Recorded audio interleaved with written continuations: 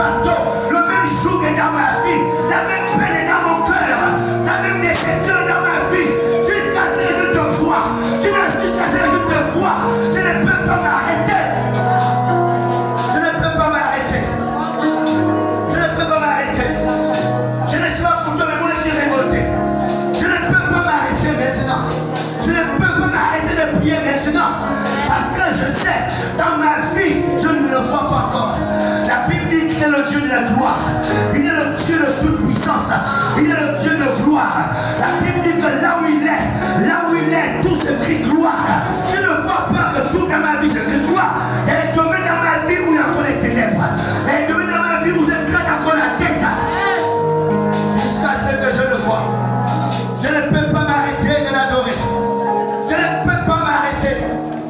Je parlais là, j'espérais qu'il y avait aussi des gens qui étaient révoltés comme moi, qui n'attendaient pas sur les prières, mais qui rentraient dans leur esprit et disaient à Dieu et ses frères, comme le pasteur dit, je ne peux pas m'arrêter, je ne peux pas stopper maintenant, jusqu'à ce que je te vois, jusqu'à ce que je te touche.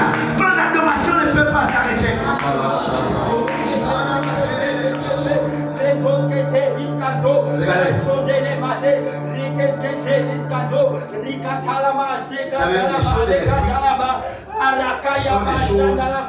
Les cadeaux kayaba sekete likoto seketo liketo linos kete likayaba sake ayakata ayakatalaba remese sekete nous soto Jésus est allé à la piscine. Jésus est parti à la piscine de Bethesda. Même à cette piscine, quand l'ange venait, c'est pas tout le monde qui prie. C'est pas tout le monde. Jésus aussi arrive à ce lieu. Pourquoi Jésus ne guérit pas tout le monde, une seule personne? Donc un des principes du miracle, dans une atmosphère de miracle comme celle-ci, malheureusement, ce n'est jamais tout le monde guéri. Dieu cherche à l'intérieur des prédispositions. Et tout le monde n'est pas tout prédisposé au même niveau. Deuxième chose, je m'arrête par la deuxième chose, c'est l'humilité. Jésus-Christ a dit, à moins que vous ne deveniez comme des petits enfants, vous ne pouvez pas vivre les choses du royaume. Donc les choses de l'esprit appartiennent à ceux qui ont le cœur humble comme les enfants. Donc quand ils ont deux mains à la tête là, le pasteur monte hier. Mais toi tu mets juste une main comme ça là. Sauf si tu es chanté dans le micro peut-être. Mais tu n'as rien à mettre, tu mets juste une main. Ça veut dire qu'en fait tu te disqualifies directement toi-même. Parce qu'à l'église on est tous des enfants. Fais comme ça, on fait juste. Descends, tu descends. Alléluia. Il dit à moins que vous ne soyez comme des petits enfants. Amen. Je le dis pourquoi? Parce que pendant que je priais, je fais comme une pluie en ce lieu. Amen. Yes. Et que cette pluie tombe sur la tête de chacun. Amen. Donc, en général, lorsqu'on met la main comme ça là, chez nous en Afrique, c'est quand vraiment, oui, qu'est-ce qui arrive? C'est le malheur, non? On veut se poser devant Dieu comme étant de détresse. Seigneur, que cette pluie me touche. Que je sois cette personne-là qui sera touchée par cette pluie. C'est qu'il y a une pluie de guérison. Et lorsqu'on parle de guérison dans la Bible, la guérison a plusieurs formes. Il y a la guérison, les gens qui sont guéris physiquement, dans leur chair. D'autres sont guéris sentimentalement. D'autres sont guéris financièrement. D'autres sont guéris professionnellement. Il y a plusieurs formes de guérison. Amen. Et ce matin, je vois une pluie de guérison en ce lieu. Amen. Guéri là où tu es. Quel domaine où tu veux voir la guérison de Dieu se manifester dans ta vie? Quel domaine de ta vie? Est-ce qu'on peut tous, sauf si tu es malade, mais prends la posture debout de l'assemblée. Est-ce qu'on peut tous se mettre debout? Sauf si tu es malade, il y a déjà une situation. Mais est-ce qu'on peut toujours flot dans l'esprit, comme des petits enfants? Et regarde le domaine de ta vie où tu penses que ça ne va pas. Elle est là. Les anges qui avaient la guérison sont entrés en salle. Les anges qui distribuent les guérisons. Les anges, c'est une notion qui est là. Pas dans le champ d'arabe. Il n'a pas maintenant à ton Dieu. Maintenant, vas-y. Libère maintenant ta foi par les paroles. Libère ta foi par un chant. Libère ta foi par un soupir. Libère ta foi que cette guérison touche ce domaine de ta vie. Touche ce domaine de ta vie. Dieu m'a dans ta chair, sois guéri ce matin. Tu as une douleur au ventre, sois guéri ce matin. Tu as une douleur au sein, sois guéri de tout mal. Sois guéri de toute douleur ce matin.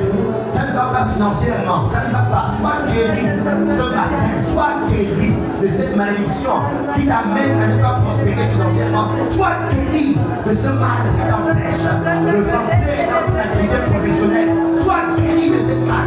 Sois guéri de cette malchance, de cette malédiction qui t'amène toujours à recommencer, à tourner en rond. Sois guéri, alors que la pluie de guérison de Dieu, alors que Dieu ce matin nous fait grâce par sa grande miséricorde de nous ouvrir son ciel et envoyer cette pluie de guérison. Sois guéri ce matin. J'ai dit sois guéri ce matin. J'ai dit sois guéri ce matin.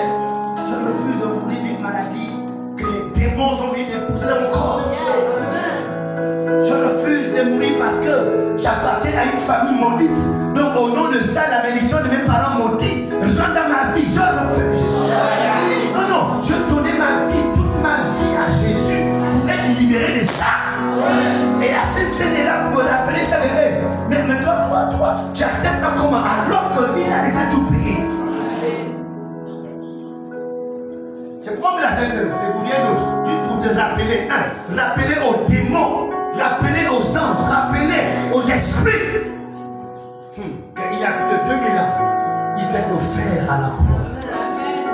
Par son sang qui a coulé, par son corps qui a été meurtri, par sa mort et sa résurrection, je suis libre. Ainsi il est écrit, si le Christ a affranchi, tu seras réellement libre. Ce matin, après la Sainte Seine, je proclame ta liberté. Je proclame ta liberté de la pauvreté, ta liberté de l'échec, ta liberté du manque, ta liberté de la déception. Je déclare que tu es appelé à réussir, tu es appelé à aller de gloire en gloire, tu es appelé à vivre en bonne santé, tu es appelé à être prospère dans ce monde.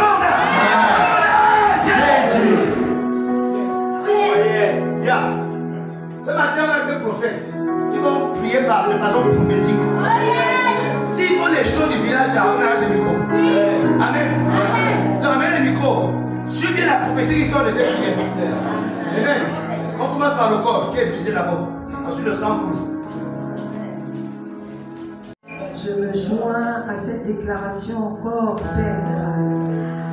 Ce matin, afin de délier tout ce qui était lié au nom puissant de Jésus. Alors que ce matin, tu as été plus qu'une lumière, tu as été la clé de beaucoup de vies. Seigneur, je prie qu'alors que nous prenons ce pain, des portes s'ouvrent, que nous commençons ce mois avec des portes qui s'ouvrent.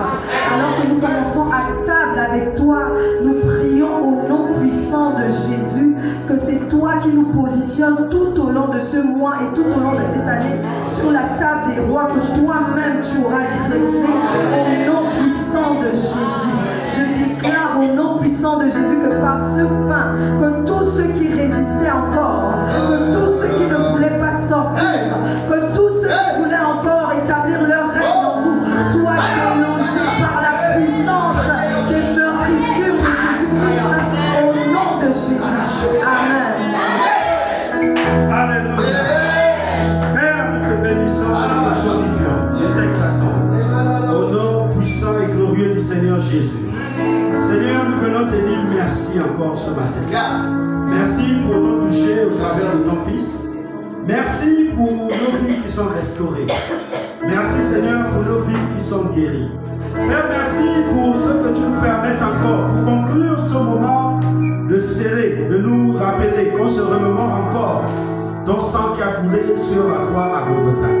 Seigneur, ce matin, nous le proclamons et nous le décrétons que nous rentrons en possession de la liberté. Nous rentrons en possession de toutes les grâces, de toutes les bénédictions que tu as rendues disponibles par ton sang qui a coulé sur la croix à Golgotha. Ce matin, nous proclamons et nous déclarons que nous sommes guéris. Ce matin, nous proclamons et nous déclarons que nous sommes libres, libres de tout esclavage, libres du péché, libres de t'appartenir, libres d'être tes enfants et d'être tes petits frères. Seigneur Jésus, merci encore pour l'exaucement. Merci pour ton sang ce matin que tu nous permets de consommer, qui nous a franchis de tout esclavage. Nous te bénissons, nous te glorifions au nom puissant et glorieux du Seigneur Jésus.